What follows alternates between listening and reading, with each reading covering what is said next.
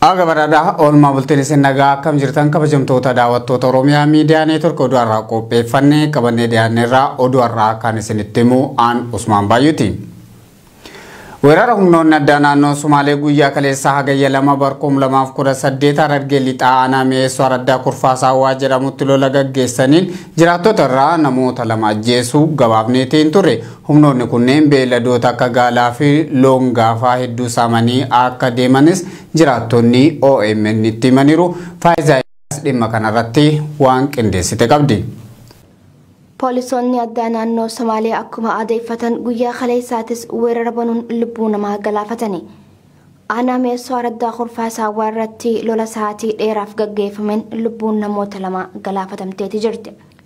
Poolisoonni addaa naannoo Somaalee weerara gaggeessaniin lubbuu namaa galaafatan kana cinaatti gaala hedduu fi loon 60 ol akka saaman gabaasni garasiin dhaqqabee ni mirkaneessa. Namoonni guyyaa kaleessaa wareegaman Ali Ahmad fi Umar Ahmad Khanjamanidha. Khalisa bikitti dibaabin mukalloo kurfaasaa bakka jaani namoota 4 dhaawanii namoonni 2 lubbuudhaan dabranii jiranii jarmasan horii qabeenya magaanii hormataanii bakka isaan teeksan keessatti dhufanii mata keessatti mata isaan ganii gaalaa fi horiillee bakka sadii ookatanii jiran horii 60 akkana jiran. Raddoota amman tana isaan kurfaasaa fi harratti lola bananii kurfaasaa jamtiisanii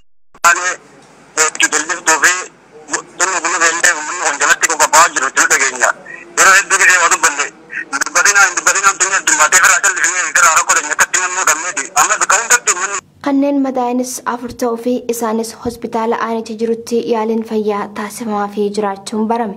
Daangaa Oromiyaa irratti ammas lubbuun ilmaan Oromoo weerara poolisoota addaa naannoo Somaaliitiin galaafatamaa jirti.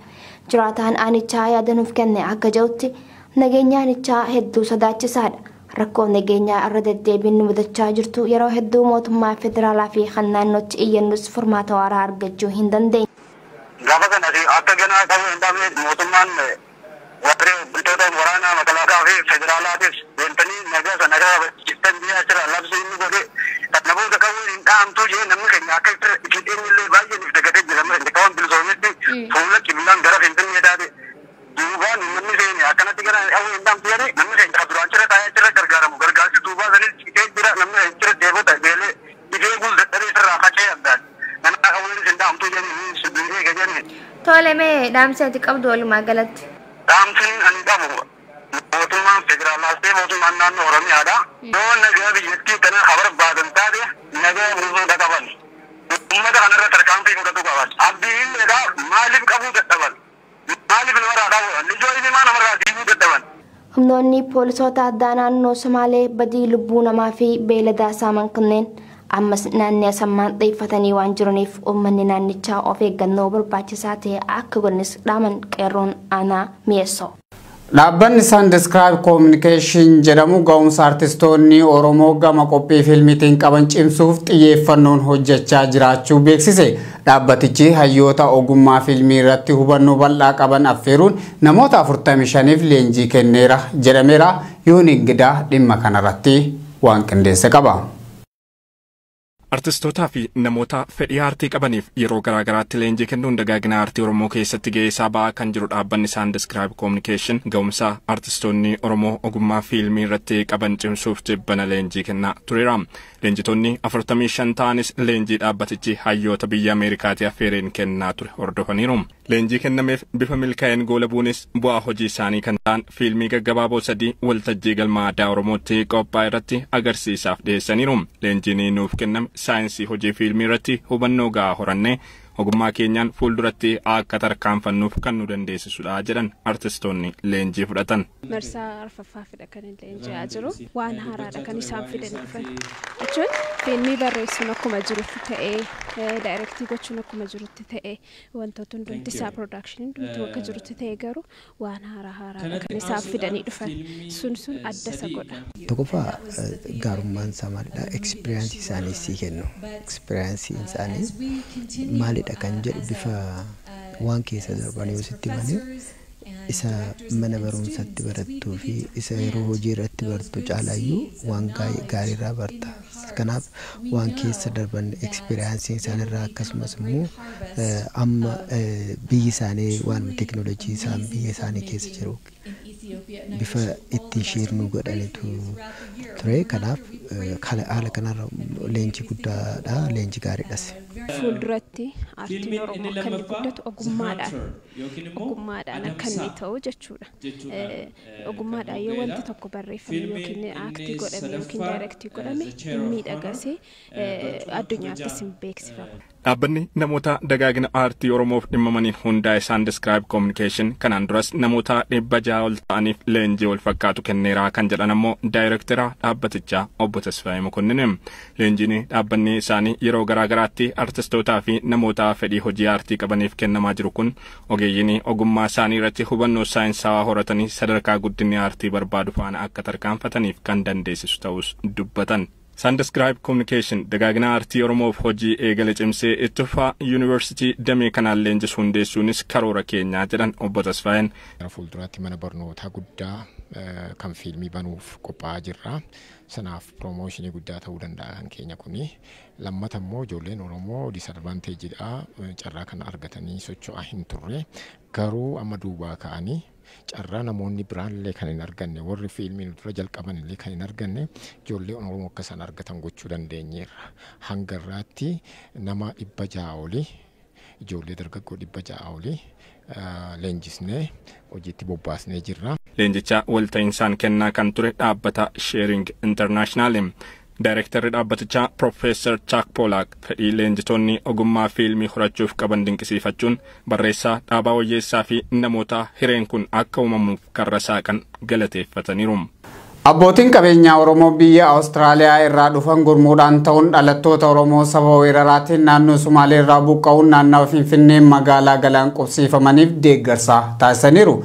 Deeggarsi lammiilee kanneeniif taasifame barattoota 2,000 ta'aniif uffata yuunifoormii mana barumsaa akka bitanii fi meeshaalee deeggarsaa barnootaaf ta'anis kan dabalatu ta'uu abbootii qabeenyaa gargaarsa kana hawaasaaf gochaa jiran keessaa tokko kan ta'an obbo Jaafar Said Oromiyaa Miidiyaa Neetworkitti himaniiru. Akka obbo Jaafar jedhanitti ijoolleen buqqaatotaa kanneen ogummaa horatanii hojii uumachuun akka of danda'anii jireenya isaanii fooyyeffataniif makiinaa uffata hodhu yookiin siinjarii muraasa bituudhaan galchine namoota ogummaa huccuu hodhu qabaniin leenjii hawaasaaf kennaa jirra jedhanni. Fuulduraaf iddoo leenjii kana babal'isuudhaaf kantiibaa magaalaa Galaanirraa lafa kolleejjii teknikaa tokko irratti ijaarree tajaajila hawaasa kanaaf oolu gaafannee bulchiinsi magaalaa Galaanis tole nuun jedheera jedhan obbo Jaafar. Gargaarsa kana hawaasa qe'ee fi qabeenya isaanii irraa buqqa'uu magaalaa Galaan qubataniif kan taasisan abbootii qabeenyaa Oromoo kanneen biyya Awustiraaliyaa irraa dhufan akka ta'anis himameera. Dhimma kanarratti abbootii qabeenyaa hawaasa kanaaf deeggarsa godhan keessaa tokko kan ta'an obbo Jaafar Said bilbilaan dubbifneerraa kunooti.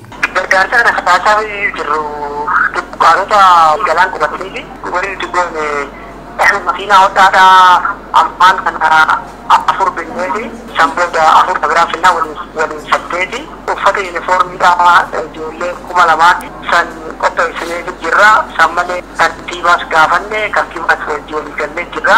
Nuuf kannanii jaarreetu achi keessatti makiinaalee dubbee maashinii keessa dhaabne akkaataa isaan achi keessatti wal gargaaran barataadhaa gahee uummatan. Kantiibaa magaalatti kan gaafatan amma lafa bakka waan akka kolleejjii teknikaa irra ijaartamu mana barnoota sadarkaa tokkoffaa itti ijaartanidha. Amma dachiin akka isinii kennamu kan gaafatan. Kolleejjii teknikaati san gaafannee jirra. Isaanillee nu waajanii akka kenna jedhanii saniifuu mana jaarree irratti akkaataa waan kana waan uffata kana hodhatanii akkaataa namni irra jiraatus irratti hojjenna. Makiinaa amma finne kanaa wajjin nama 4 dhufee namni 4 warra uummata baqataa kana keessaa dhufe nama 8 leenjisu ji'a tokko kana keessatti gizee hanga huccuu hodhanii fixanitti nama 8 kana ni leenjisanii akka jennee yaannagaa. Mee gargaarsa kana kan godhaa jirtan abbootii qabeenyaa haa ta'uu dhalattoota Oromoo biyyoota alaa irraa gara biyyaa dhuftanidha. Warroota eessa irraa dhuftanidha? Jaafar Said Jaamaa Awustiraaliyaa dhufne fi Dr. Mahammad Abbaa Gurguu ibsaa san waan kana waliin godhee booda immoo uummanni Oromoo Awustiraaliyaa jiran hundinuu akka isaan waan kana godhan abdiin qabaa amma fasayoodha. Hiriirri guddichi Oromiyaa qabsoo Oromoo addunyaatti beeksisuu keessatti qooda olaanaa akka qabu hooggantoonni KFO himan. Kana keessatti Oromiyaa Miidiyaa Neetworkiinis waan guddaa akka gumaache dubbataniiru. Muhammad Siraaj dhimma kanarratti waan qindeesse qaba. Qabsoon diddaa gabrummaa Oromiyaa keessatti bara 2014 eegalame hiriira guddicha bara 2016tiin tokkummaa Oromoo mul'ise. Hiriira guddicha san irratti Oromoonni lubbuu dhabanii hedduun isaaniitis mana hidhaa akka seenan yaadatu hooggantoonni Koongireesii Federaalistii Oromoo. Mulaatu Gammachuu durataa itti aanaa KFO'ti. Hiriira isa darbe sana yommuu yaadnu nama baay'ee lubbuun itti badee rakkinni baay'een kan itti uumame Oromoon kan mana isaa irratti cabee jireenyi isaa babbadee kaan hidhamee jireenyi isaa walaallammii yeroo itti ta'etti yeroo nuyi baanee galuu dadhabne keessatti miidiyaan kun qooda guddaa qaba ture. Mana hidhaa ta'anii waayillan isaanii waliin fincila diddaa gabrummaa keessatti qooda isaanii gumaachaa akka turan kan dubbatan barreessaa itti aanaa Koongireesii Federaalistii Oromoo Dajanee Xaafaati. Baqqalee Garbaa, Addisuu Bullaallaa, Gurmeessaa Ayyaanoo taane bakka tokko jirra turre akka carraa. Kanaaf wanta yeroo yeroodhaan ta'u biyya kana keessatti karaa maatii keenyaan nuu dhufa, karaa nama biraa nuu dhufa. Iventii baasna tokko tokko inni akka uummanni gabaa lagatullee. Hiriirri guddichi Oromoo qabsoon uummata Oromoo miidiyaan uummata addunyaa biratti akka beekamuuf qooda olaanaa qaba jedhan miseensi koree hojii raawwachiistuu KFO Xurunaa Gamtaa. Qeerroon bakka adda addaatti gurmaa'ee uummati walitti daddabarsee OMN illee gahee mataasaa taphataa yeroo ture keessa ta'in. Faayisaa Leellisaatti aanee miidiyaan keevereejii guddaa argate gaafa hiriira guddaa Finfinnee kana keessatti ta'e OMN illee guyyaa sana ayyaantu ta'e uummanni Oromoo bitaan mirgaan bahaa lixaan kaabaa kibbaa wal yaa'ee magaala kanarratti wal gahee mootummaa waggaa 150 sirna horate soda hamaa keessa galche. Oromiyaa Miidiyaa Neetwork hiriira guddicha kana yaadachuudhaaf eebba OMN Finfinnee wajjin wal qabsiisee sagantaa guddaa handhuura Oromiyaa magaalaa Finfinnee galma Barkumeetti qopheessaa jira. Gareen qeerroo naannoo Somaaleetti buqqifamuun aanaa Dodolaa qubatanii turan sirna eebba Oromiyaa Miidiyaa Neetworkii fi simannaa xiinxalaa siyaasaa obbo Jawaar Mohaammed irratti hirmaachuuf Finfinnee seenaniiru. Qeerroowwan kunneen imala miilaa dadhabsiisaa guyyoota lakkoofsiseen booda Finfinnee gahuu isaanii ibsaniiru. Yoon Ingida. Yaala meeshaa abbaa qotiyyoo burree. Himbii. Qeerroon lammiilee naannoo Somaaleetti buqqaafamuun godina Arsii lixaa aanaa Dodolaa qubsiifaman keessaa walitti babba'an xiinxalaa siyaasaa Jawaar Mohaammadin simachuu fi sirna eebba OMN irratti hirmaachuuf Finfinnee ga'aniiru. Qeerroon aanaa Dodolaatii kaan kunneen imala miilaa dadhabsiisaa guyyoota afurii fi halkanii afuriin booda Finfinnee ga'uu isaanii OMN'if himaniiru. Obbo Jawaar Mohaammadii fi miidiyaan OMN yeroo roorroon nutti gametti sagalee nuuf ta'aniiru kan jedhan qeerroon kunneen kaayyoon imala miilaa keenyaas kabajaa qabnu mul'isuufi jedhan. Warroota Sumaalee Itoophiyaa irraa buqqa'eef Jawaar bakka guddaa qaba. Uummata Oromootiif Jawaar bakka guddaa qaba. Kanaaf osoo Jawaar jiraachuu baatee nuti allaatti nu nyaattee jechuudha. Jawaar bakka guddaa waan nu qabuuf nuti makiinaa konkolaataa hin barbaannu jenneeti miilaan qaxxaamurree adda as seenneerraa jechuudha. Finfinnee handhuura Oromiyaa seenneerraa jechuudha.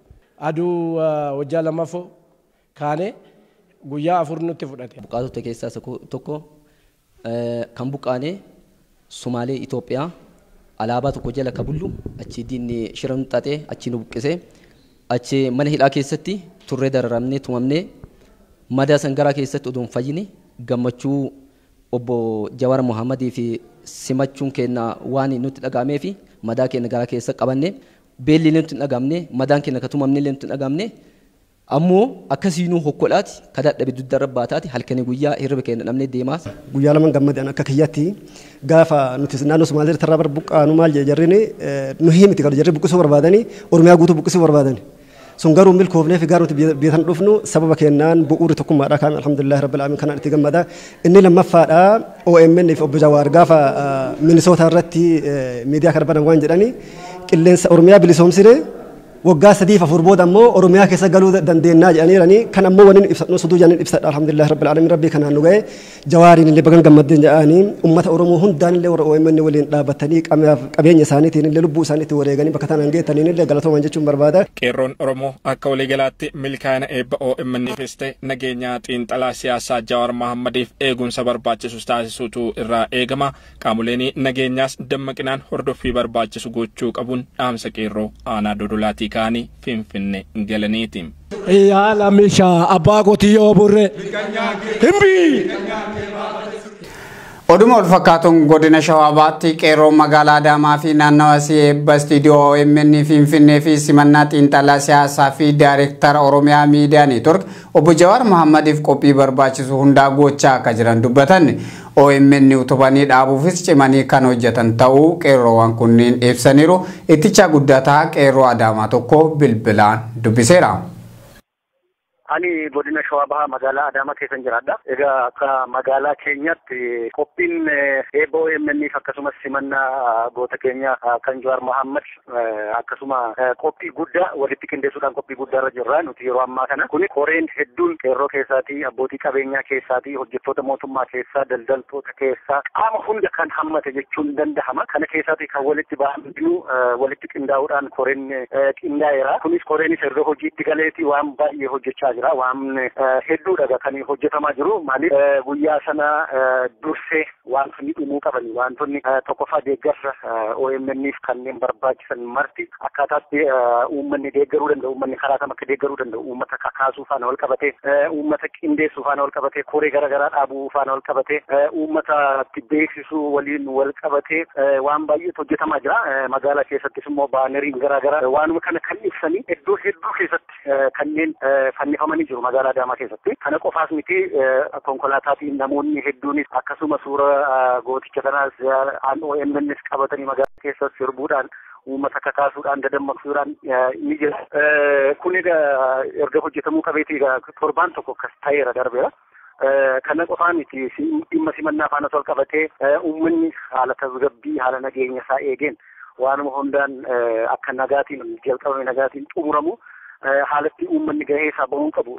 Qeerroon hunduma qindaa'ee yookiin koree keessatti qindaa'uu qofa otoo hin ta'in guyyaa sana akkaataatti nageenyi kabajamuu danda'u, akkaataatti namni nagaatiin bahee nagaatiin otoo rakkoon tokkoon uumamiin akkaataa ta'uu danda'uun irratti dubbatamee namni hundinuu akkaataatti gaafatamummaa fudhatuudha kan hojjetamaa jiru Adaamaatti. Kanaaf wanta bareedaatu jira biyya keenya Adaamaa keessatti. Kanaaf akkuma godinaalee kaanii akkuma magaalota kaanii nuti ciminumaan irratti hojjechaa jirra. Kuni maaliif unuuf hiika guddaa nuu qaba. Wanti kun tokkoffaa OMN qilleensa Oromiyaa bilisoomsuu irra darbe dachee Oromiyaa dacheellee lafa bu'ee jechuudha.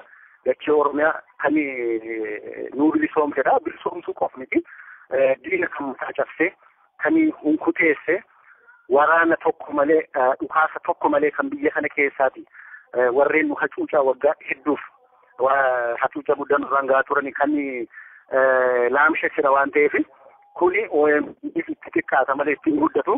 Gootichi keenyas immoo inni amma simachuu irra jirru Jawaar Mohammad haaluma kanaatiin nama hooggansa gaarii kennuudhaan waan hunda otoo abdiin otoo jireenya isaan ilaaliin nama hojjetee uummata kanaaf ganama galgala hojjete waan ta'eef isallee simachuuf qophii guddaarra jirra. Kanaaf wanti gama keenya waan guddaadha. Humneetiin xiiqiitiin hundinuu kan inni itti galee hojjechaa jiru kan namni hundis haala barbaachisaa deeggarsaa gochaa jiru isaan maqaan. Haa ta'u guddaa galatoomaa ulfaadhaa jiraataan magaalaa Adaamaa ibsanaaf kennitanii. Ulfaadhaafinis galatoomaa ishee. Lammiilee Oromoo bulchiinsa naannoo Sumaalee irraa buqqifamaniif deeggarsi qarshii 340 ol taasifame. Deeggarsa kana kan taasisan qeerroo fi dhalattoota aanaa Cinaaqsan kanneen biyya Saawud Arabiyaa magaalaa Riyaad jiraatan akka ta'an eeruun gargaarsi kunis hatattamaan lammiilee bira akka ga'u himaniiru. Usmaan Abdul Latiif dhimma kanarratti waan qindeesse qaba. Lammiilee Oromoo bulchiinsa naannoo Somaalee irraa buqqifamaniif deeggarsi qarshii 340 ol taasifame. Deeggarsa kan taasisan qeerroo aanaa Cinaaqsan kanneen biyya Saawud Arabiyaa magaalaa Riyaad jiraatani.